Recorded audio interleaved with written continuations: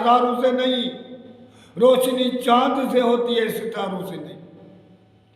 دل میں محبت ایک سے ہوتی ہے، دوسروں سے کم ہوتی ہے، ایک چاہت جو ہوتی ہے وہ ایک سے ہوتی ہے۔ تو اللہ تعالیٰ فرماتا ہے یہ میری ہونی چاہیے اور میرے خاطر پوری کائنات کے لیے ہو۔ اللہ کے رسول نے فرمایا من احب للہ و ابغض للہ و عطا للہ و منع للہ فقد استقبل الایمان، جس نے اللہ کے لیے محبت کی، اللہ کے لیے نفرت کی، دیا اللہ کے لیے، روکا اللہ کے لیے، اس نے اپنے ایمان کو مکمل کیا۔